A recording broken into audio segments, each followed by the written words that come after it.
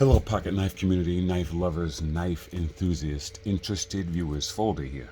I want to do a really quick video on three types of locks. You have the triad lock, you have the scorpion lock, and the shark lock. And what they have in common, what's different, and ironically, they're all made by the same individual, all designed by the same individual. Triad lock first, cold steel, Andrew Demko collaboration design, basically a modified back lock. You've seen locks that have back locks where the mechanism is in the spine of the the knife, and you release it, and it releases the blade. Well, the only difference with the triad lock is they added an extra pin here that and the shape of this is a little bit different, where it creates an incredible wedge underneath the tang, and so the back lock is pressed up against the pin, and so is the tang of the blade, creating incredible strength from a design that already had incredible strength, but it gives it more. So yeah, that's the triad lock. Simple, in real simple terms. The scorpion lock is also a very simple design, but very effective. And basically the way the scorpion lock works is in the rear tang of the blade, there's a cutout. There's a lock bar on the spine of the handle that's spring loaded, and also has a pin that goes through it. And when you deploy the blade, the tang raises the bar, and as the blade goes around, once that pin drops into the tang, that creates your locking point.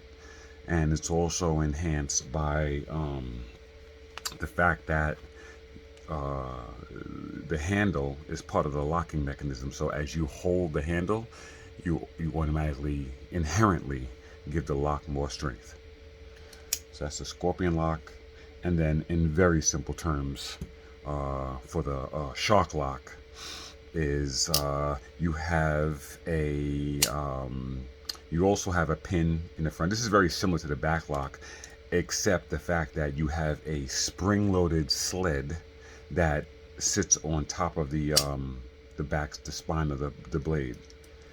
As the bottom of this sled rides on the tang of the blade, once it gets to the flat point inside the tang, watch it go forward. It just shoots forward.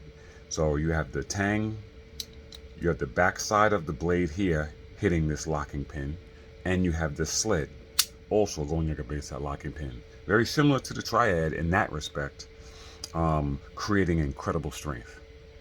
So in simple terms, that's it. These designs were all created by Andrew Demko, and I thank him for it, and I always want to give homage to him. I think that we should recognize these guys periodically, because seems like we wait for something to happen to them, and then all of a sudden, oh man, that guy was great. So I like saying they're great when they're alive. My two Demkos, they're very special. I mean, I got them secondary, but these are knives from the original Demkos from 2020. And this started out the yellow taxi cab grivery, which that was a specific model or feature in some of the first knives. This is in 20 CV, and this knife is a very special knife with the enhanced blade from the New York Knife Show in 2020. And this was a knife that was a show special, sold at the booth, Demko booth. And the early knives from Demko were, it's a semi-customs, right? These are all semi-custom knives. They were really more custom back then. Like, most of the knives back then were definitely handled by Andrew or his brother, most likely Andrew.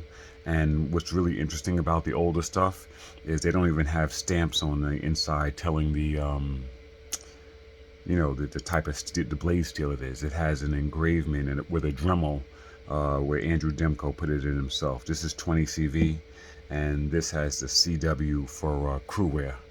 but it's the hand engraved, and it's real special. And like I said, this has the modified blade, with the top swedge with the grind and crew wear steel, and this is the more traditional 20 CV blade. But these knives I won't sell, or get rid of. I like Demkos. I don't have a lot of them. I know some people collect a whole lot of them, but I just have these two, and really pleased with it, and happy to have them. And the fact that the Demkos are special in the knife community, um, really means a lot. So anyway, yeah, that's it. Just wanted to touch base on Andrew Demko and his accomplishments, and what he's done for the knife community, and actually say thank you to him. So all right, that's all I got.